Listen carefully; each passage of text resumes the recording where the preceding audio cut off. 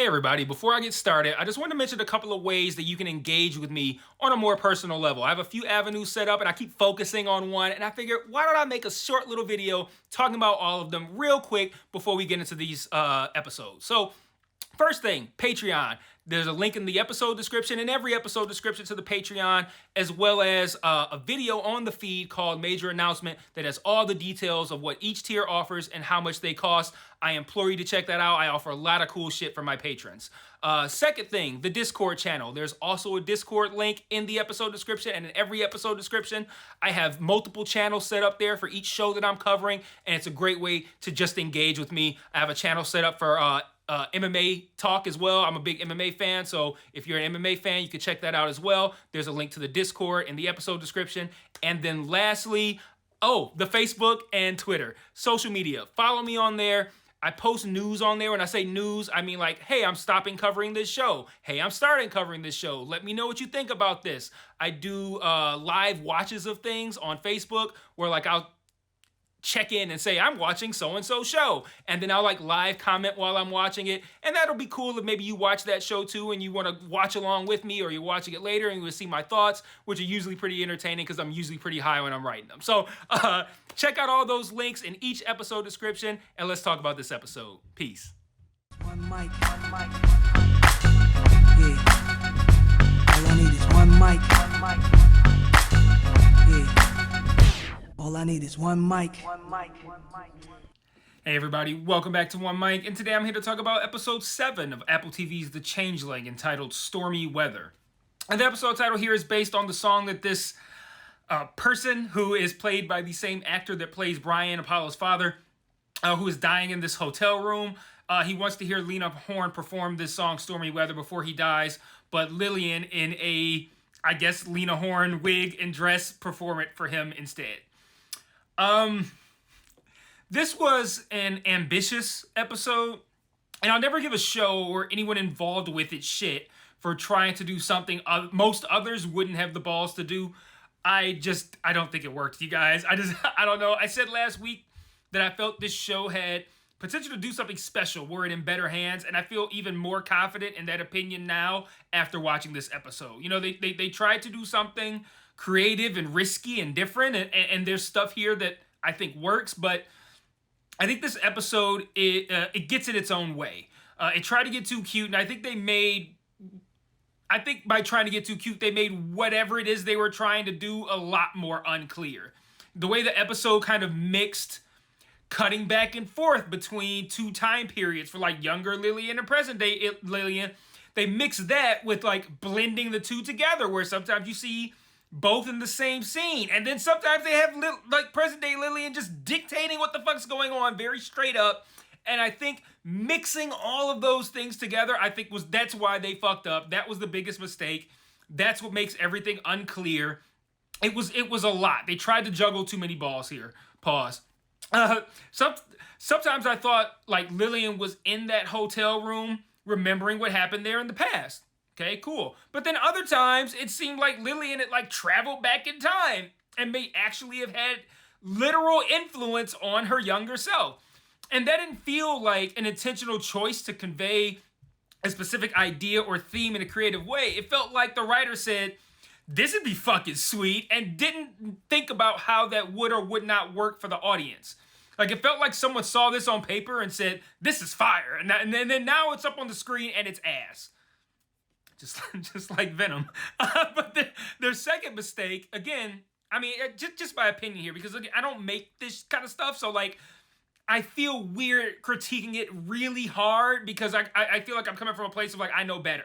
I'm not trying to say I know better, but as a member of the audience who watches this kind of shit with a different eye than I think your average viewer, I think the second mistake was using your entire penultimate episode to clumsily tell us that Lillian probably did cheat on Brian. She killed him, and there's a strong possibility that her boss, what's his name, Charles, what the fuck, black man, could maybe possibly be Apollo's father. I think we're meant to at least wonder that. And it's a big reveal, to be sure. I'm not trying to minimize the impact of what we learn here, but they hit us with that in fairly straightforward fashion right at the end of the episode, and it made all of the weird shit that I sat through leading up to it feel kind of irrelevant and a waste of time. And the third thing I think this episode did wrong was I think it threw too much weird shit at the wall to see what sticks. It's all over the weird shit spectrum.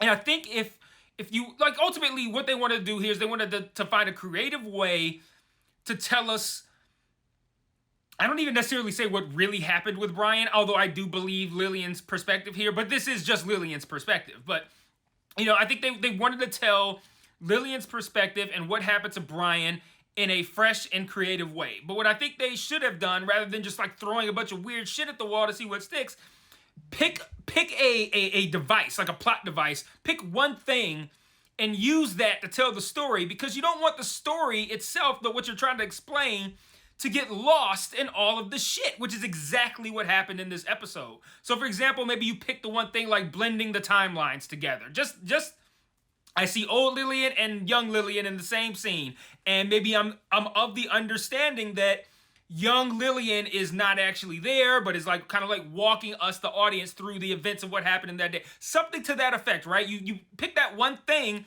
and then you tell the story.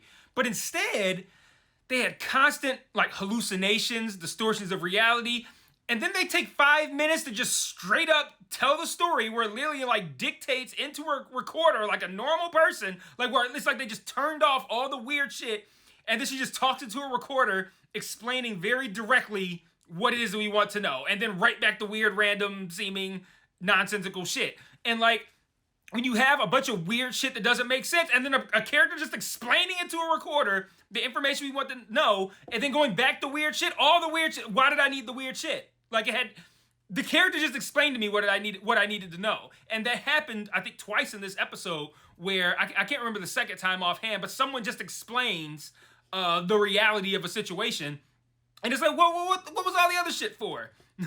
Also, I don't know if her talking into that recorder without pushing any buttons was intentional or a mistake, but I think the fact that I'm unwilling to give them the benefit of the doubt and assume it was intentional is an indictment on the show. Like, I can't say for sure, like, they were operating in a different world, and it didn't matter if she pushed the record button or not. Like, I'm not willing to give them that.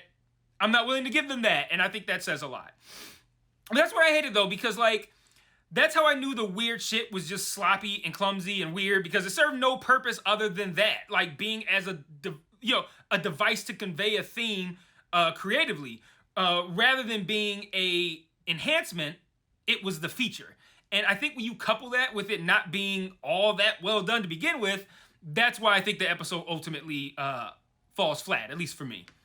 You know, there's a lot of strange dialogue too. Like at one point, Lillian says, on some days, Brian hated me, and on other days, he was the love of my life. And then most of our day-to-day was in between those two extremes. And I'm like, was that supposed to be profound?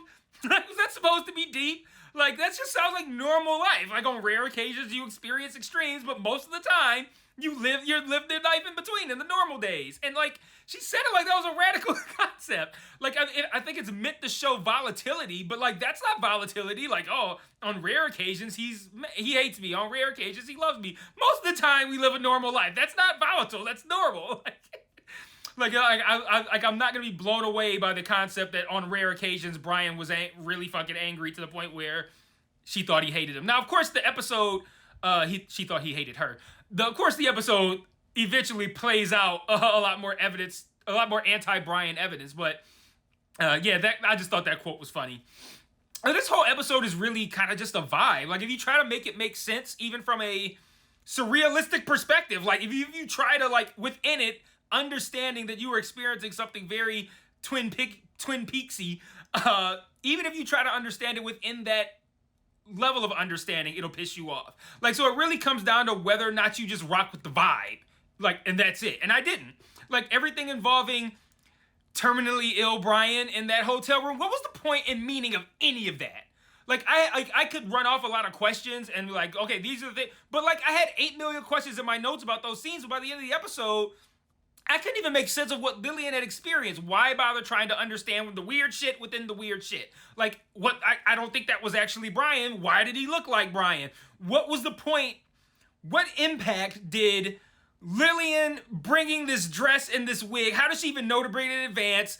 What even reality is this in? How did she know to bring it in advance? What purpose does it solve for her to do this? Like, did the actual young Lillian do this for another person who was dying in that hotel room, but they just put it as older Lillian and who we recognize, Brian? And if so, what was the point of that? Like, there's so many fucking questions. But it's like, why bother? Because it was entirely irrelevant. Like, what impact did that have on present Lillian's actions, especially if that's not Brian, which of course it wasn't, because he didn't die of whatever the fuck that guy had. So, like, I don't know. Why am I concerned with how she knew to bring the dress and the wig ahead of time when the show isn't even clear on whether or not this even happened or who the fuck that person is or why they would even matter? Like, it wasn't Brian, right? So, like, I don't know. All these questions don't matter because all of this was a long, boring, and tedious homework assignment of an episode that led us to a place that, honestly, by the time we got there, I didn't even care anymore. Like, the episode was so needlessly confusing about so much that moments I think are supposed to matter, they didn't land because there are too many other things going on that didn't matter or didn't make sense, to the point where now I don't even know when or when not to take them seriously. For example, like, did Brian actually try to drown Apollo in the bathtub and that resulted in Lillian killing him? Like, yeah, it seems that's probably what happened. But my point is, when the entire fucking rest of the episode is hallucinations and all kinds of other nonsensical shit, how am I supposed to decipher what's real and what isn't? And even if in that moment I decipher that this actually happened, you still lose a lot of the emotional weight that you would have gotten out of me seeing Apollo's father try to kill him, because I spent the whole time not knowing what's real and what isn't.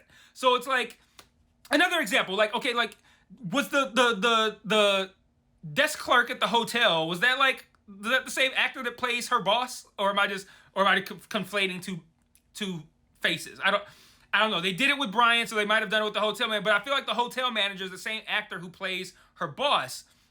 Or is she envisioning him this way because that face has resonance with her? If not, what's the point of the hotel manager looking like him? Like, again, I don't know.